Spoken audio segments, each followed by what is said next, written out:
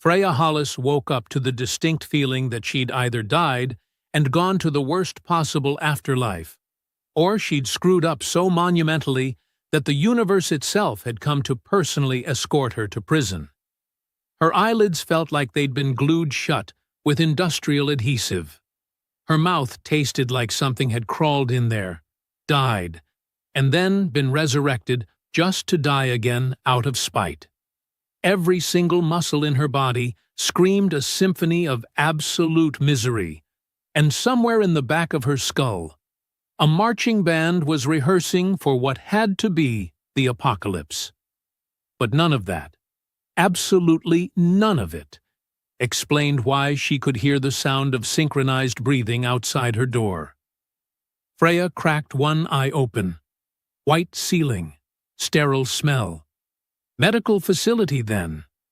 That tracked with the full-body sensation of having been put through a meat grinder and reassembled by someone who'd lost the instruction manual halfway through. She turned her head. Mistake! Huge mistake! Her neck did not appreciate that, and squinted at the window set into her door. What she saw made her wonder if the painkillers they'd pumped into her had some seriously creative side effects. Standing outside her room, in perfect formation, was a line of soldiers. Not just any soldiers. These were the kind of military personnel who looked like they'd been chiseled from granite and fed a steady diet of nails and disappointment. Full combat gear. Weapons at ready. Standing so still they could have been statues, except for the barely perceptible rise and fall of their breathing. At attention. Outside her room. What in the actual? Freya croaked, her voice sounding like someone had taken sandpaper to her vocal cords. A medic materialized beside her bed so fast she nearly jumped out of her skin. Or would have, if her skin hadn't been held together by what felt like approximately 6,000 stitches and medical tape.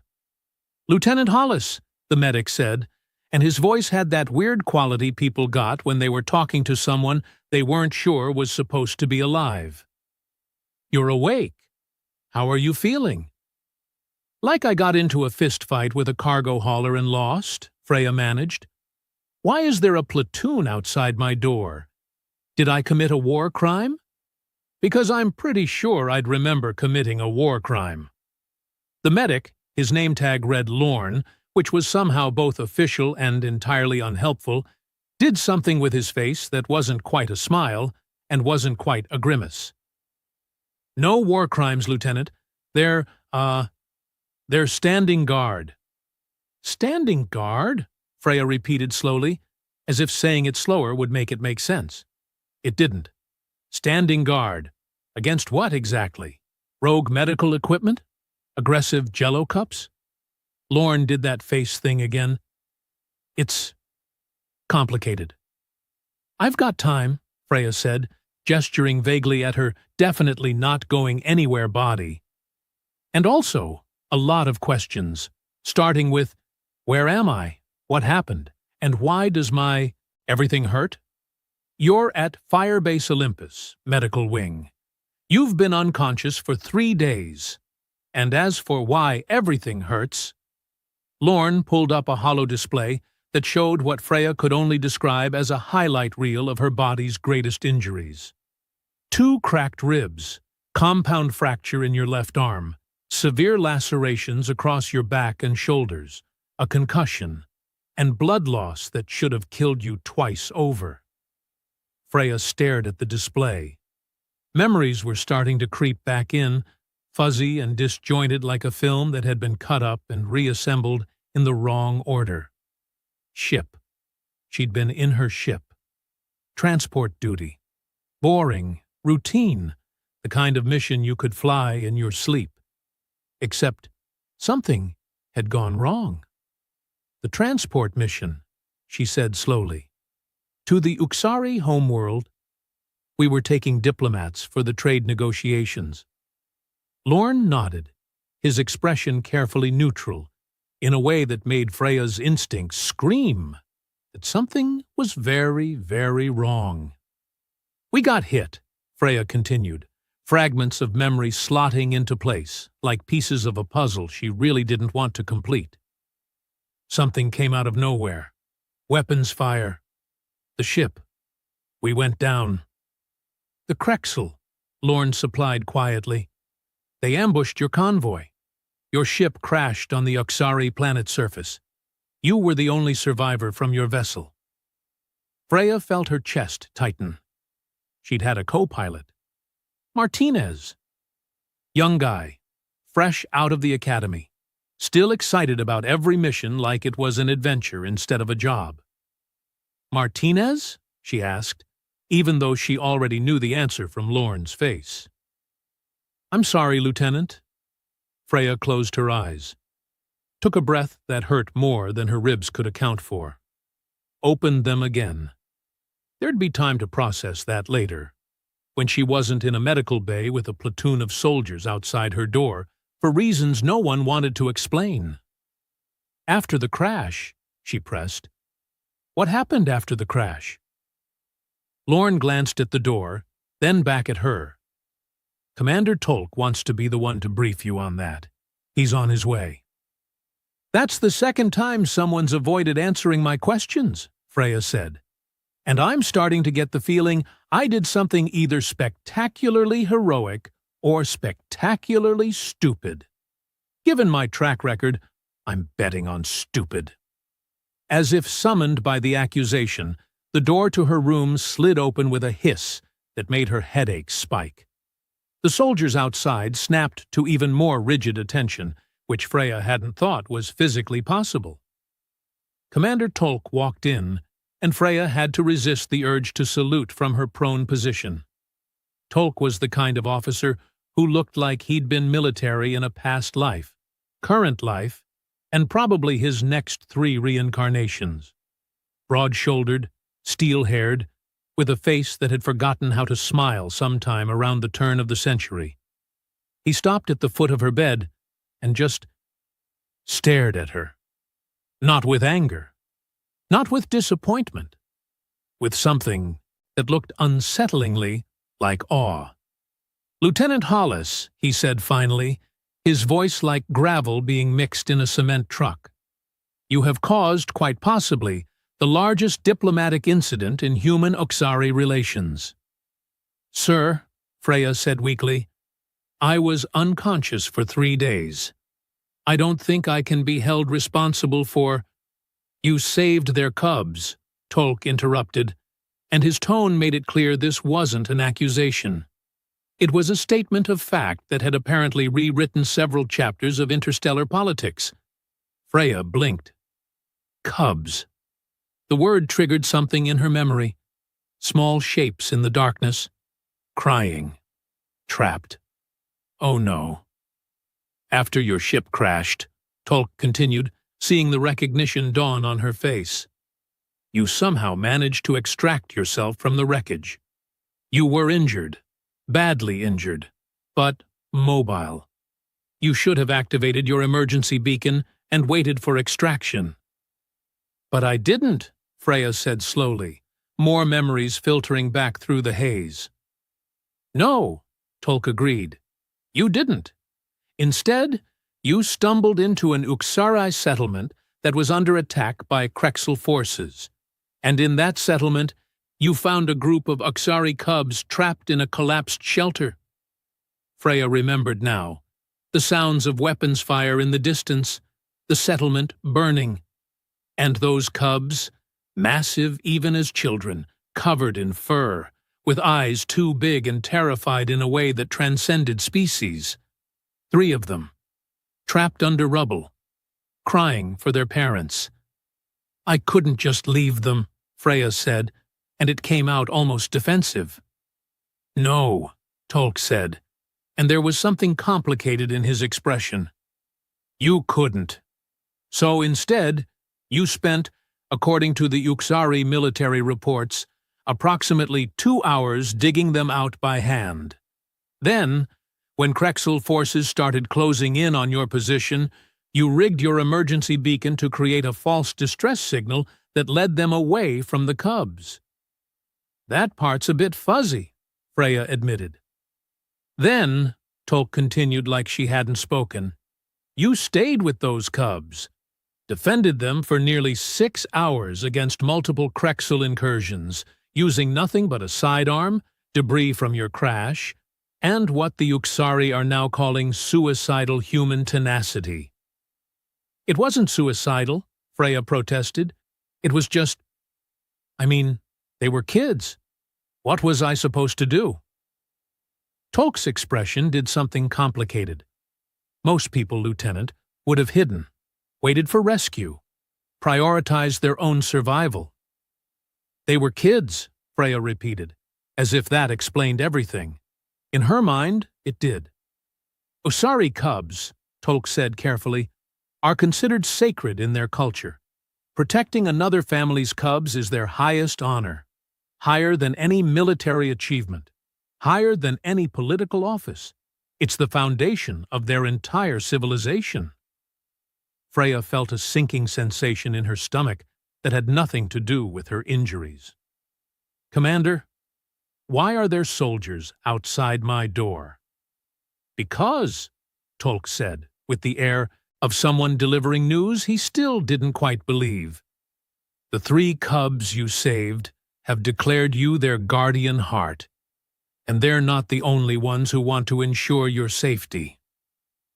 Guardian heart? It doesn't translate well. Closest equivalent would be sacred protector, honored guardian, the one who stands between death and children. That's a lot of words for I didn't let kids die, Freya said weakly. To the Uxari, Tolk said, it's everything. Those cubs?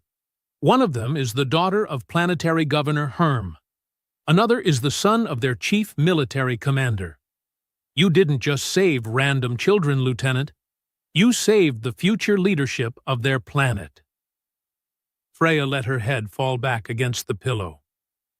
So the soldiers outside are making sure nothing happens to you before the Osari can formally honor you, which they're insisting on doing, with their highest military decoration, which has never been awarded to a non-Uxari in their entire history.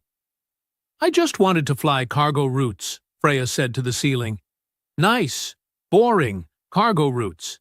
Maybe transport some mining equipment, possibly some frozen vegetables, not cause diplomatic incidents. Too late for that, Tolk said. And was that almost amusement in his voice? The Uxari delegation is arriving within the hour. Human command is scrambling, and the cubs themselves have been camped outside this facility since they found out you were here. The cubs, Freya repeated faintly. All 3 of them. They've refused to leave. They've adopted human military protocol and declared themselves your honor guard. Lieutenant Hollis, you have 3 Usari children, each already the size of a grown human, and approximately as movable as a mountain, who have decided their sacred duty is to protect you. Freya closed her eyes.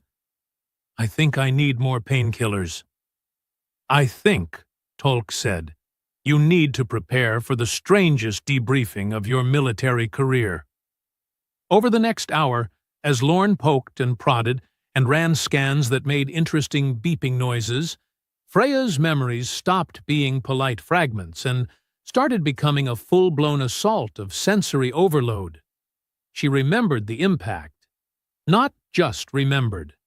Felt it again, the way her entire body had slammed forward against the restraints. The horrible screaming of metal tearing itself apart. The sudden silence after the ship finally stopped moving. And she realized she was somehow still breathing. Martinez hadn't been breathing. Freya shoved that thought into a box and locked it. Later. She'd deal with that later. She remembered crawling out of the wreckage, her arm bent at an angle that made her stomach turn, blood running down her face and into her eyes. The emergency kit had been partially intact. She'd grabbed it on instinct, military training overriding the part of her brain that was screaming about lying down and waiting for the inevitable. The Oxari settlement had been maybe half a kilometer from the crash site. She'd heard the weapons fire first, then the screaming. Not human screaming, Oxari screaming, which was somehow worse because it was deeper, more resonant. The kind of sound that bypassed your ears and went straight into your bones. "You were disoriented," Lorne said, checking her pupil response with a light that felt like it was drilling into her brain. "Concussed. Blood loss. Most people in that state can barely walk in a straight line." "I'm very motivated by not dying," Freya muttered. What she didn't say was that she'd been motivated by something else, too.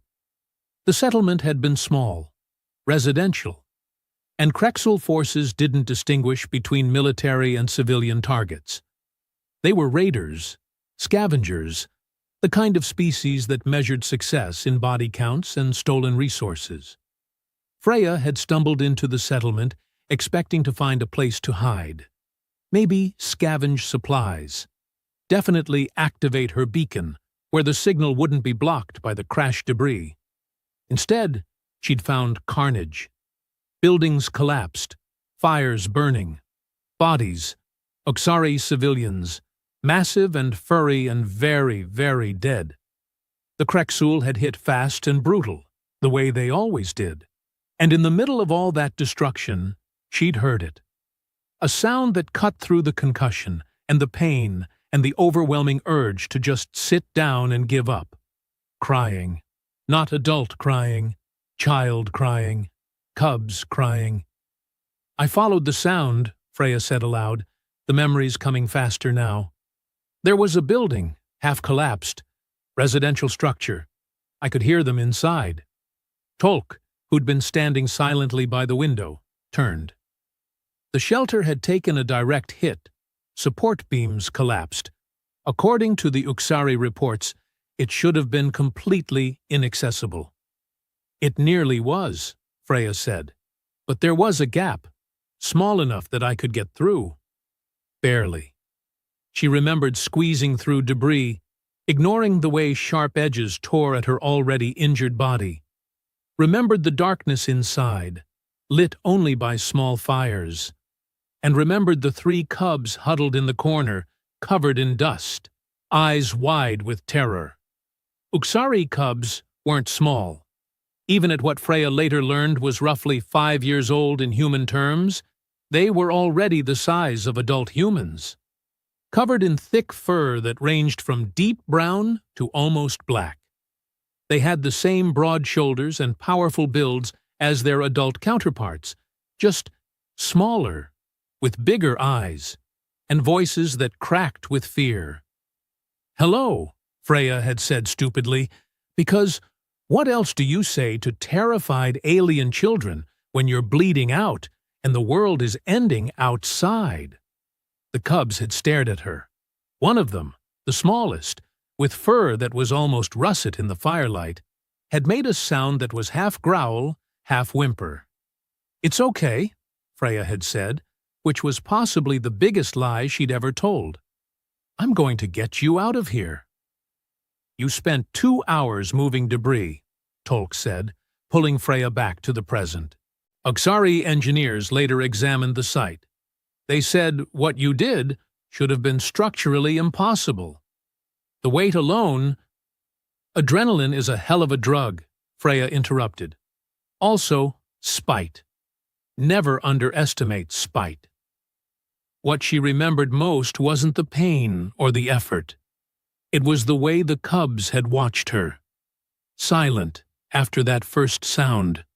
Just watching this strange, small, bleeding creature tear at the rubble with hands that were absolutely not designed for that kind of work. When she'd finally cleared enough space for them to squeeze through, they'd followed her without question. 3 massive children, trusting this dying alien to lead them to safety. "That's when the Krexel found you?" Lorne said quietly. Freya nodded. "I heard them coming. clicking sounds. They communicate in clicks and whistles, the Krexul. Sounds harmless until you know what it means. What it meant was hunting party. What it meant was they'd detected movement. What it meant was 3 cubs and 1 half-dead human were about to become very easy targets. "My emergency beacon," Freya said. "Military grade. Powerful transmitter. I'd been about to activate it, call for help." "But you didn't," Tolk said. "I did," Freya corrected. "Just not the way I was supposed to. I rigged it to broadcast a false distress signal. Made it sound like there were human survivors in the opposite direction. Krexul hate humans. We're too unpredictable, too aggressive for their taste, but they also know human ships carry valuable tech." "You used yourself as bait," Tolk said flatly. "I used my beacon as bait," Freya corrected. "Then I took the cubs and we ran. Found a defensive position in a collapsed transport station about 200 meters away. Good sight lines, choke points, only a few ways in." What she didn't mention was that she'd been fading fast by that point. Blood loss, pain, exhaustion, all of it catching up with her. She'd collapsed against a wall, and the cubs had clustered around her, silent and watching. The smallest one, the one with russet fur, had gently touched her injured arm. Not pulling, not poking. Just acknowledging the injury with a gentleness that made Freya want to cry. "I'm okay," Freya had lied again. "We just need to wait. Help will come." Except help was hours away. And the Krexul, after finding the beacon and realizing the trick, had come back angry. Freya remembered the first attack.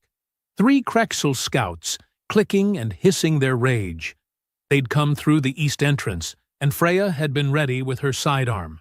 Not her preferred weapon. She was a pilot, not ground infantry, but she knew which end the bullets came out of.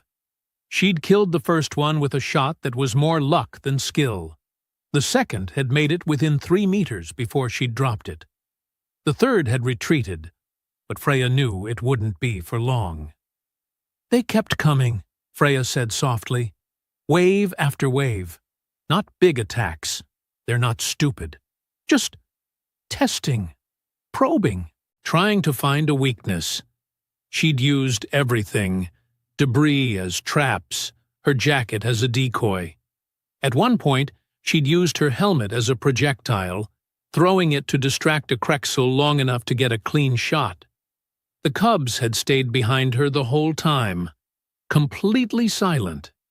And that silence had been worse than screaming, because Freya knew what it meant. They were waiting for her to fail, waiting for the moment when she couldn't protect them anymore. "I wasn't going to let that happen," Freya said, more to herself than to Tolk or Lorne. They were kids, just kids. And I was the only thing standing between them and... She didn't finish. "You held that position for 6 hours, Tolk said. Killed or disabled 11 Krexul warriors, with a standard sidearm and no backup." "I ran out of ammunition after the 4th hour, Freya admitted. "Had to get creative." Creative had meant using Krexul weapons, meant using debris as weapons, meant using her own blood. She'd been bleeding enough to create false trails and confuse their tracking. It had meant doing things she'd never been trained for, driven by pure, stubborn human refusal to die when cubs were counting on her. When the Uxari military had finally arrived, alerted by the real distress signal that Freya had barely managed to activate when she'd thought the Krexul were finally going to overwhelm her position, they'd found her unconscious, bled out, technically dead by Uxari medical standards, and they'd found 3 cubs, completely unharmed, clustered around her body like they were trying to protect her the way she'd protected them. "That's when things got complicated," Tolk said dryly. Freya laughed, which hurt. "You mean they weren't already complicated?" "Just wait," Tolk said. "It gets worse." Worse how? Freya asked, though part of her really didn't want to know. Tolk pulled up a chair, which seemed ominous, because Tolk never sat down during briefings unless the news was catastrophically bad, and folded his hands in a way that suggested he was trying to figure out where to even start. "Do you know anything about Uxari culture?" he asked finally. "They're big. They're strong. They value honor and combat prowess," Freya recited from the basic xenocultural training all pilots received. "They have a clan-based society with strong family units. They're generally friendly to humans, but maintain strict territorial boundaries. And they really, really don't like the Krexel." "All accurate," Tolk agreed. "But you're missing the most important part. The foundation of their entire civilization revolves around one central principle: the protection of cubs. Not just your own cubs, any cubs, all cubs. In Uxari culture, a cub represents the absolute future of their species. Harming a cub is punishable by permanent exile or death. Allowing a cub to come to harm through negligence can destroy entire families socially." "Okay," Freya said slowly. "So they take child care seriously." "It's not child care," Tolk said with the patience of someone explaining quantum physics to a particularly slow rock. "It's sacred duty, and protecting someone else's cubs, especially at great personal risk, is considered the single highest honor an Uxari can achieve, higher than military glory, higher than political power. It's the act that defines their entire moral framework." Freya felt the sinking sensation in her stomach get significantly worse. "And I protected 3 of them." "You protected 3 of them while being a different species, while critically injured, and while having absolutely no cultural obligation to do so," Tolk corrected. "From the Uxari perspective, you embodied their highest ideal. You became, essentially, the physical manifestation of everything they value most." "That sounds like a lot of pressure for just doing the right thing," Freya muttered.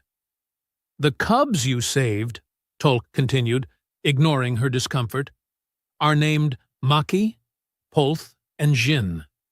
Maki is the daughter of planetary governor Herm, the single most powerful political figure on this world. Polth is the son of their chief military commander, and Jin is the niece of their high religious leader." Freya stared at him. "You're telling me I accidentally saved the 3 most politically important children on the entire planet?" "Accidentally is the operative word," Tolk agreed. "You had no way of knowing who they were, which, from the Uxari perspective, makes it even more significant. You didn't save them for political gain. You saved them because they were cubs. Period." "So what happens now?" Freya asked. "They thank me. I say it was nothing. We all move on with our lives?" Tolk made a sound that might have been a laugh if he'd remembered how. "Not even close. The cubs have invoked an ancient rite called Guardian Heart. It's complicated to explain, but essentially, they've claimed you as their sacred protector. In Uxari culture, this creates a bond that supersedes almost everything else." "What does that mean in practical terms?" "It means," a new voice said from the doorway, "that those cubs will literally fight anyone who tries to harm you, including members of their own species." Freya turned her head. Still a mistake, her neck had opinions about movement, and found herself looking at a woman in diplomatic attire who had the particular expression of someone dealing with a situation so far outside her job description that she'd stopped caring about protocol. "Lieutenant Hollis, this is Kath, our chief xenocultural liaison," Tolk said. "She's been managing the diplomatic fallout."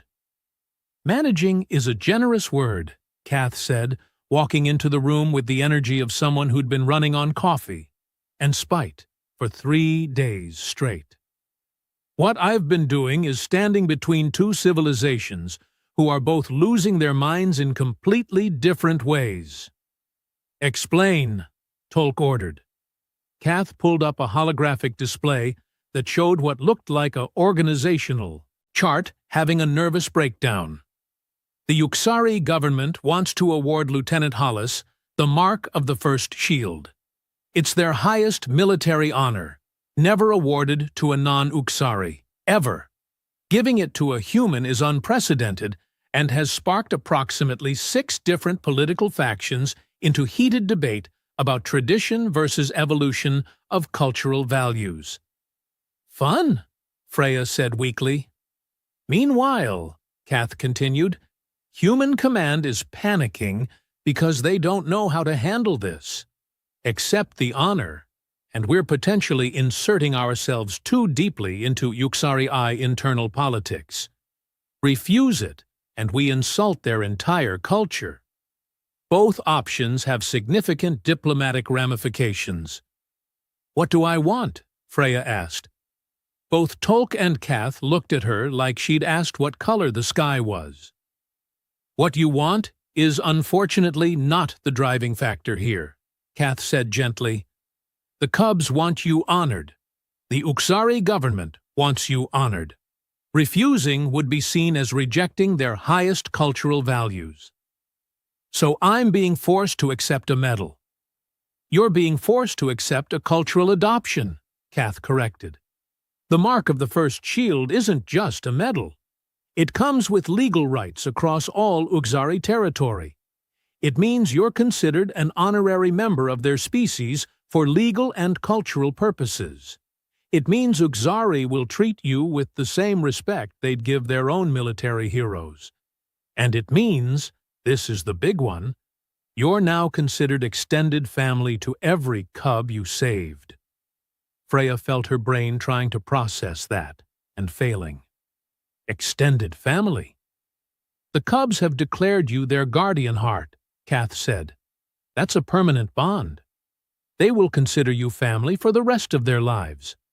And given that Uxari live approximately twice as long as humans, that's a significant commitment." "I didn't ask for any of this," Freya said, hearing the exhaustion in her own voice. "No one who earns the Mark of the First Shield asks for it," Tolk said quietly. "That's what makes it meaningful." A sound from outside the room made everyone turn. It was a low rumble, almost like thunder, but rhythmic, purposeful. "That would be the Cubs," Kath said with resignation. "They've been doing that every few hours. It's a protective vocalization. They're letting everyone know you're under their protection." "Can I see them?" Freya asked, surprising herself. Tolk and Kath exchanged glances. "Are you sure?" Tolk asked. "They're intense." "They're kids who watched me bleed for 6 hours," Freya said. "I think I owe them a hello." Lorne checked her vitals one more time, muttered something about inadvisable decisions, and helped prop her up in bed. Tolk moved to the door, spoke briefly with someone outside, and then stepped back. 3 shapes filled the doorway, and Freya was reminded all over again that Uxari cubs were not small. Maki entered first. She was the smallest of the 3, with russet-brown fur that caught the light. Her eyes, large and dark and so expressive it hurt, locked onto Freya with an intensity that would have been terrifying if Freya hadn't seen that same face crying in the darkness. Polth came next, broader and darker-furred, moving with the careful control of someone trying very hard not to break anything. His gaze swept the room, checking corners and exits with the instinct of someone much older. Jin brought up the rear, slightly taller than the others, with fur that was almost black. She had a calm presence that reminded Freya of medics under fire, controlled, focused, ready. All 3 of them wore what looked like modified human military gear. Someone had clearly tried to outfit them with proper uniforms, and the result was both adorable and slightly absurd. They stopped at the foot of her bed, standing at attention with a precision that suggested they'd been practicing. "Hello," Freya said, her voice rougher than she'd intended. Maki made a sound, a low rumble that came from deep in her chest. Not threatening. Almost relieved. "Guardian Heart," Polth said in heavily accented but clear human standard. "You live." "I live," Freya confirmed, feeling absurdly emotional about the whole thing. "Thanks to the Oksari military, I hear." "You saved us first," Jin said quietly. Her voice was deeper than the others, more resonant. "You died for us." "I didn't die," Freya pointed out. "Just got really close." "You stopped breathing," Maki said, and her voice cracked. "We saw. You stopped, and we thought. "Hey," Freya said softly. "I'm okay. See? Still breathing. Still here." Polth took a step forward, then stopped, clearly uncertain. "We want to honor you. Our parents, our leaders, they all want to honor you. But humans say you might not accept. Why? How did you explain to alien children that you didn't feel like a hero? That you'd just done what anyone should do? And the idea of being celebrated for basic decency made you uncomfortable?" "It's not that I don't appreciate it," Freya said carefully. "It's that I don't feel like I did anything special. You were cubs in danger. I just did what needed doing." The three cubs exchanged glances, communicating in ways Freya couldn't follow. Then Jin spoke. "That is why you must be honored," she said. "You did not think, you did not calculate advantage. You saw cubs, and you protected. This is the truest form of guardian heart. This is what our stories tell of, what our history reveres.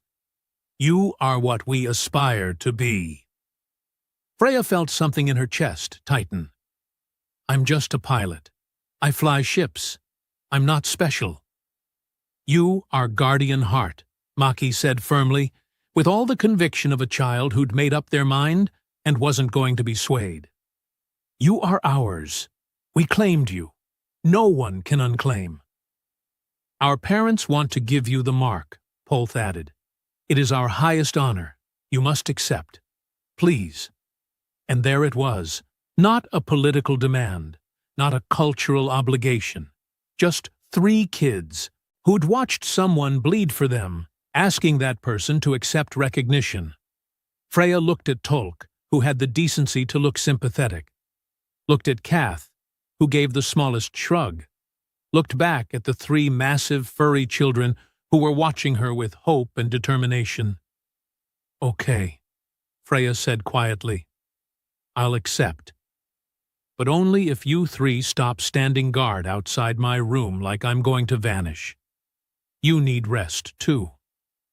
The cubs made synchronized sounds of protest, but Freya held up her uninjured hand. "I'm serious. Part of accepting your honor means I get to be worried about you, too. That's how this works, right? Guardian heart goes both ways?" The cubs looked at each other again.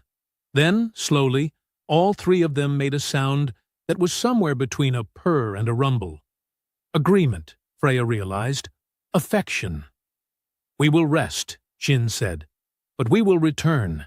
You are ours, and we are yours. This is the bond." "This is the bond," Maki and Polth echoed. Freya felt tears threatening and blinked them back. "Okay, it's a deal." The cubs filed out, moving with surprising quiet for their size. Tolk closed the door behind them and turned back to Freya. "The ceremony is tomorrow," he said. "Think you can stand?" With enough painkillers and spite, Freya managed a weak smile. "Absolutely." "Good," Tolk said, "because this is about to become the most watched diplomatic event in recent human Uxari history." "No pressure," Freya muttered. "None at all," Tolk agreed, in a tone that meant all the pressure in the galaxy. They wheeled Freya out the next morning because her legs had opinions about standing, and those opinions were uniformly negative. Someone had found her a dress uniform that fit, barely, and managed to make her look slightly less like a corpse and more like a soldier who'd merely had a very bad week. Lorne had performed what he called creative medical engineering, which translated to enough painkillers to keep her conscious, but not so many that she'd start hallucinating during the ceremony. The gathering space was massive. Had to be, to accommodate Uxari.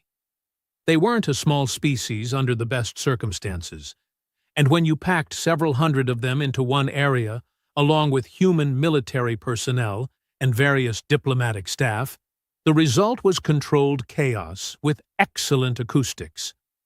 Freya's wheelchair stopped at the edge of a raised platform. The three cubs materialized beside her immediately. Apparently, their version of resting meant standing exactly 12 feet away at all times, and positioned themselves like the world's most intimidating honor guard. "You doing okay?" Polth asked quietly, leaning down. "Living the dream," Freya said, which was technically true if your dreams involved being the center of attention, while feeling like you'd been hit by a meteor. Governor Herm stood at the center of the platform. He was massive, even by Uxari's standards, with fur that was graying at the edges and eyes that held the particular exhaustion of a parent who'd nearly lost a child. When he saw Freya being wheeled forward, something in his expression cracked. He descended from the platform, each step deliberate, measured, and approached until he stood directly in front of her wheelchair. Then, slowly, he lowered himself to one knee. A planetary governor. On one knee, in front of her. The entire gathering space went silent. "Guardian Heart Freya," Herm said, his voice carrying across the space with the resonance of someone used to being heard. "You saved my daughter. You saved our future. There are no words in any language that adequately express what this means." Freya started, but Herm held up one massive hand. "You just did what any being should do. Yes," he said, and there was something almost like humor in his voice. "This is what Maki tells me you said. This is what makes you worthy. You saw cubs in danger, and your immediate response was to protect. No hesitation, no calculation. Pure instinct to defend those who could not defend themselves." He reached into his formal robes and pulled out something that gleamed in the light. It was a medallion, heavy and ornate, suspended on a thick chain. The design was complex, overlapping shields forming a protective circle, with what looked like small handprints in the center. "The mark of the first shield," Herm continued, "has been awarded exactly 18 times in our recorded history. Each recipient gave their life protecting cubs. You are the 19th, and you are the first to survive."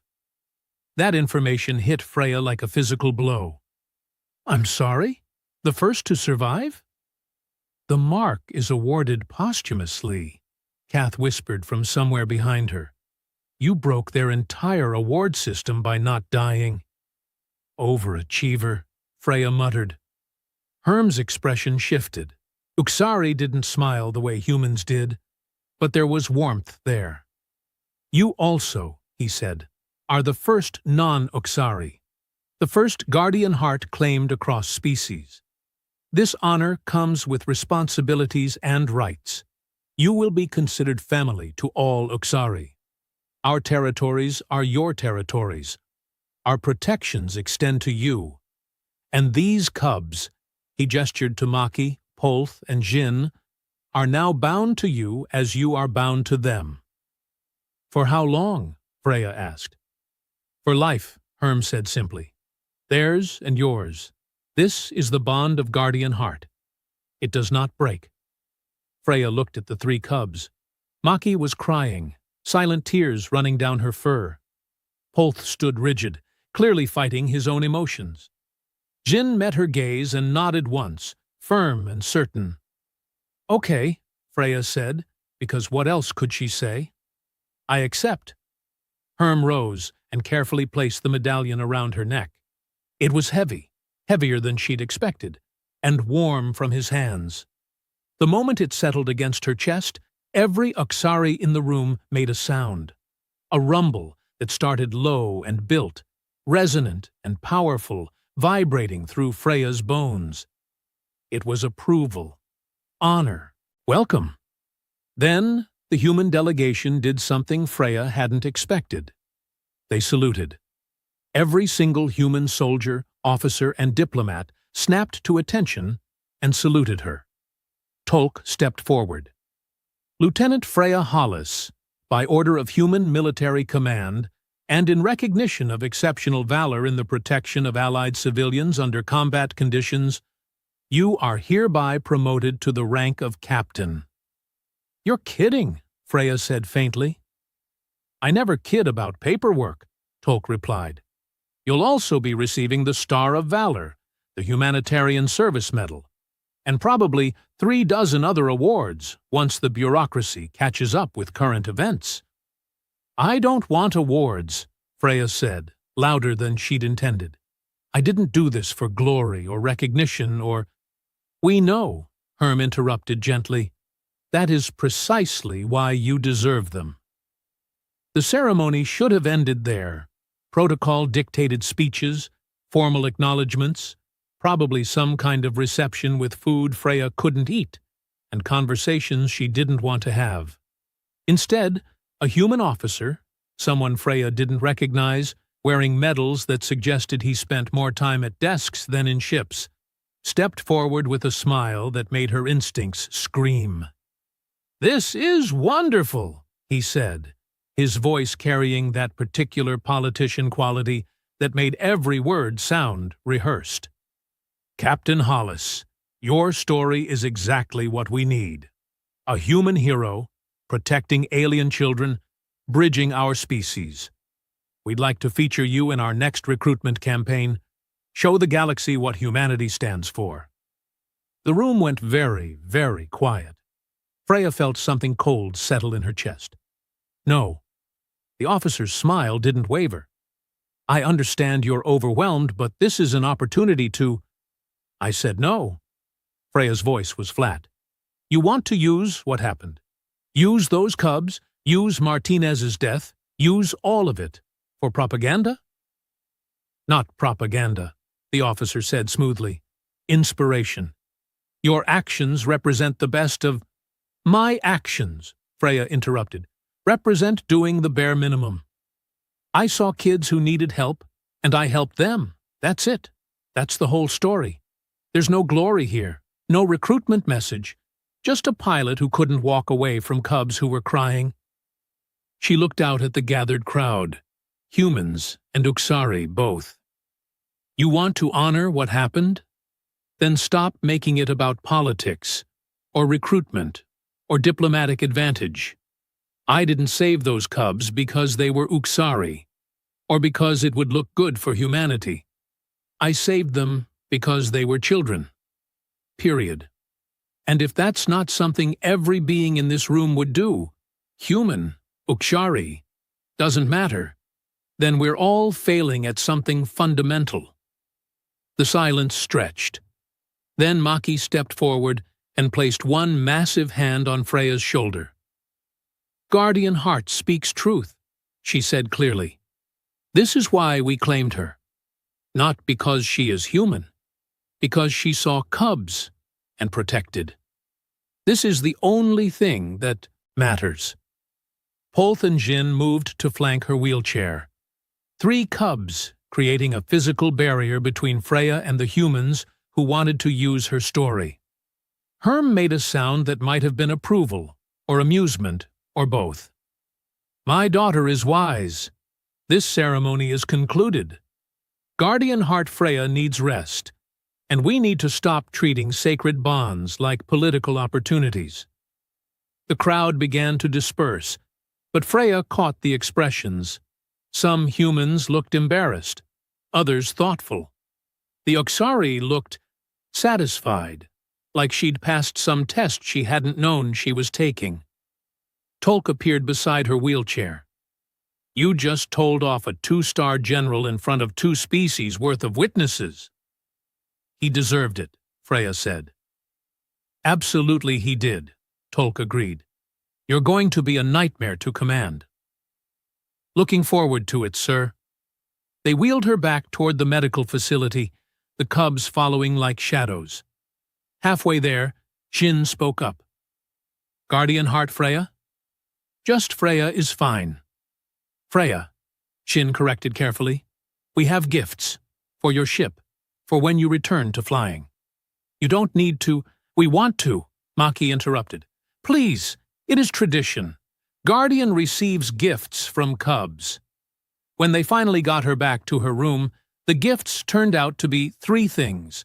A massive Oxari blade that Freya absolutely could not lift, a navigation star chart hand-carved into metal, and a small hologram projector that showed images of the 3 cubs. "So you remember us," Polth said quietly, "when you are flying far away." Freya looked at the 3 of them, these massive, fierce, gentle children who'd decided she was theirs. "I don't think I could forget you if I tried."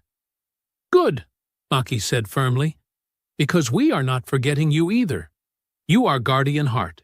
You are ours. Forever."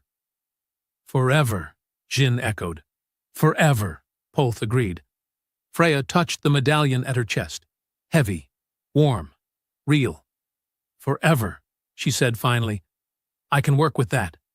6 weeks later, cleared for duty, and still getting used to her new rank, Freya walked onto her new ship, bigger than her old transport, with actual weapons systems and a crew of 5. She'd placed the hologram projector on her console, the star chart above her bunk. The blade she'd mounted on the wall, because what else do you do with a ceremonial weapon you can't lift? She was running pre-flight checks when her communication system chimed. Incoming message, Oxari origin. Freya opened it, and Maki's face filled the screen. "Guardian Heart, you are flying again." "I am," Freya confirmed. "Miss me already?" "Always," Maki said seriously. Then she grinned, all teeth, slightly terrifying. "Also, I am coming with you." Freya blinked. "What?" "Cultural exchange program," Maki said cheerfully. "I am assigned to your ship for 6 months. Polth and Jin are jealous. I win." Freya looked at the grinning cub on her screen, then at her new ship, then back at the screen. "Of course you are," she said finally. "Why would my life ever be simple?" "Simple is boring," Maki declared. "We are Guardian Heart and Cub. We have adventures now." Freya started laughing. Couldn't help it. Her ribs still hurt, her arm was still healing, and she now had an Uxari teenager as a crew member. "Adventures," she repeated. "Sure, why not?" She fired up the engines, filed her flight plan, and took off into a galaxy that had gotten significantly more complicated in the past 2 months. Behind her, the medallion swayed gently with the ship's movement, the mark of the first shield. She still didn't think she deserved it.